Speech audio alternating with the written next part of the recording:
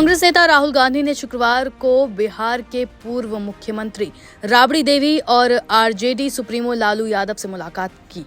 इस दौरान आरजेडी के शीर्ष नेतृत्व के कई अहम नेता मौजूद रहे। राहुल गांधी के आगमन पर उनका गर्मजोशी से स्वागत किया गया।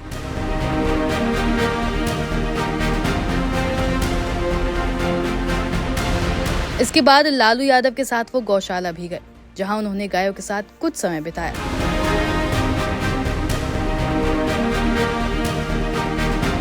इसके बाद लालू यादव और उनके परिवार ने उन्हें पारंपरिक खाना खिलाया, जिसमें चूड़ा और हरा चना परोसा गया था। क्या नाम है? उसका नाम नूरी है। नूरी। उसके सारे टॉयज पड़े रहते हैं। मैंने माँ से बोला कि ये ऐसे नहीं छोड़ने हैं, मगर नहीं, उसी पे जाके गिरी वो। दरअसल राहुल बिहार में इस वक्त एक्टिव हैं। उन्होंने इस मुलाकात के दौरान बिहार की राजनीति और वर्तमान राजनीतिक हालातों पर चर्चा की। हालांकि क्या कुछ बातें राजनीति और आगामी चुनाव को लेकर की गईं, इस बारे में तेजस्वी यादव ने ज्यादा बताने से इनकार कर दिया। राहुल जी से बातचीत में क्या हुआ? कुछ चुनाव में बातचीत? अरे वो बात होगी भी तो हम आपको क्यों बताएंगे? वो अंदर की बात अंदर रहने दीजिए। और लालू जी ने जो है चूड़ा हरा चना खिलाया, गौशाला घुमाया, हमारे घर में जो मंदिर है वो दिखाया।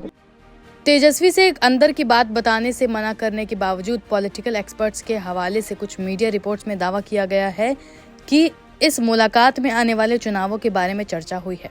हालांकि इसमें सीट बंटवारे का मुद्दा शामिल नहीं है, लेकिन इस मीटिंग में ये बातें जरूर हुई कि किन मुद्दों पर इंडिया गठबंधन बिहार में चुनाव लड़ेगा, किन मुद्दों को जोर से उठाने की जरूरत है और इंडिया गठबंधन का आकार और संरचना बिहार में कैसी होगी। इन सभी बातों पर लालू और राहुल के बीच चर्चा जरूर हुई है। गौरतलब है कि पटना में राहुल गांधी ने जातीय जनगणना की मांग करवाने की भी बात कही। उन्होंने कहा कि उनकी पार्टी इसे किसी भी कीमत पर करवा कर रहेगी। उन्होंने बिहार में कराई गई जाति आधारित गणना को फर्जी बताया और कहा कि यहाँ लोगों को बेवकूफ बनाया गया है। बता दें कि इससे पहले राहुल गांधी पटना के गर्दनी बाग में बीपीएससी अभ्यर्थियों से मुलाकात करने पहुंचे थे। वहां उन्होंने अभ्यर्थियों की बातें सुनी और नेता विपक्ष राहुल गांधी के साथ आंदोलनकारियों और बीपीएससी अभ्यर्थियों के इस दौरान करीब आधे घंटे बातचीत हुई। 3 बार मारा गया सर, और ब्रूटली सर, डंडा नहीं था सर, तो पेड़ की लाठी तोड़ के मारा गया सर। लड़की के पेट पे मारा गया है। एक लड़का जो सर 7 दिन से अनशन पे था वो गया और उसको पुलिस वाले ने सर तिरंगा झंडा ओढ़ रखा था सर, उसको मारा है सर पेट पे। और उसने कहा कि मैं सर इतना भूखा हूं, मत मारिए। तो क्या ये ले चुका सर? ऐसे पुलिस वालों को अगर सर जेल नहीं भेजा गया तो सर हमारी लोकता का बदनाम होगा सर। और सर देखिए लड़की कैसे रो रही है सर, बगल में बैठी है सर, बैठी देखिए कैसे रो रही है सर। ये सब खुशबू, ये लड़की सर, इसको सर दौड़ा दौड़ा के मारा गया है सर। राहुल ने सभी को मुद्दों के समाधान को लेकर भरोसा दिया।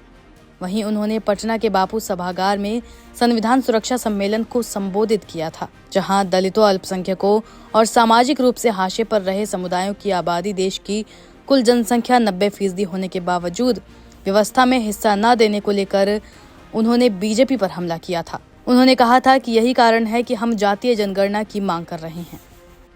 सारी समस्याओं का कोई समाधान है, इसीलिए तो हम यहाँ आए हैं।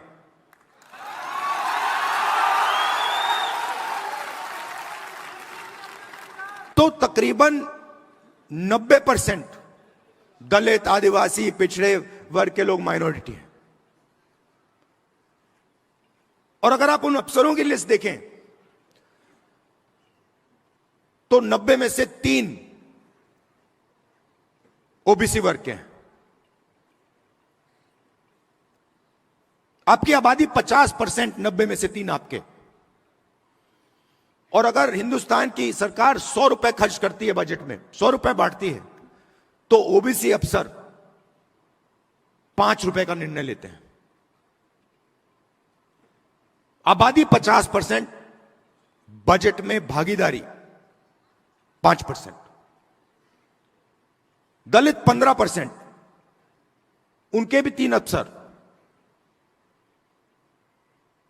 100 रुपए बंटते हैं, 1 रुपया उनका अफसर निर्णय लेता है, 1 रुपए का। आदिवासी 8%, 8% आबादी, 100 रुपए में से 10 पैसे की भागीदारी। तो अब आप सब मिला लो,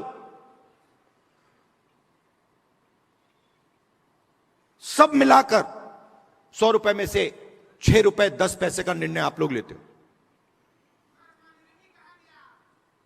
माइनॉरिटी भी उसमें ही है, वो भी उसी में है। तो आपकी भागीदारी 6%, 7%, 8%, आपकी आबादी 90%। प्राइवेट सेक्टर में पूरा का पूरा धन 200 लोगों को जा रहा है, उसमें आपका एक आदमी नहीं। एम्स के सामने आपके लोग मर रहे हैं,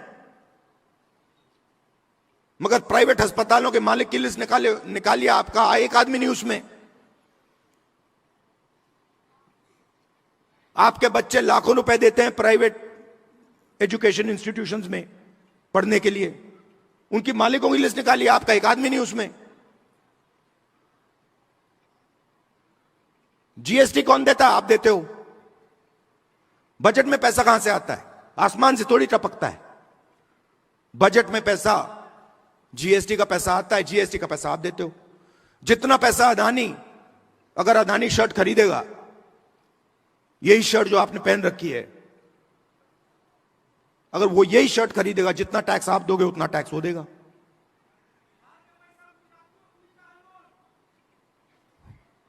तो हो क्या रहा है?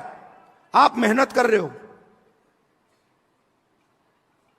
आप जीएसटी दे रहे हो, आपके जेब में से पैसा निकलता है, महंगाई बढ़ती है, आपका पैसा कहां जाता है? प्राइवेट अस्पताल में जाता है, प्राइवेट यूनिवर्सिटियों में जाता है,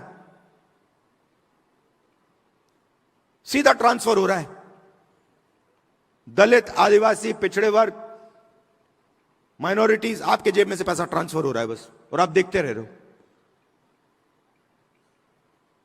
यह प्रॉब्लम है। अब पहला कदम हमारे लिए क्या है, मैं आपको बता देता हूं। पहला कदम हमें यह पता लगाना है कि सच्ची स्थिति क्या है, सच्ची सिचुएशन क्या है। जाति जनगणना, और हम छोड़ने वाले नहीं है। और यह बिहार वाला जाति जनगणना नहीं, ये फेक जो जाति जनगणना इन्होंने किया है, लोगों को बेवकूफ बनाने वाला, ये नहीं।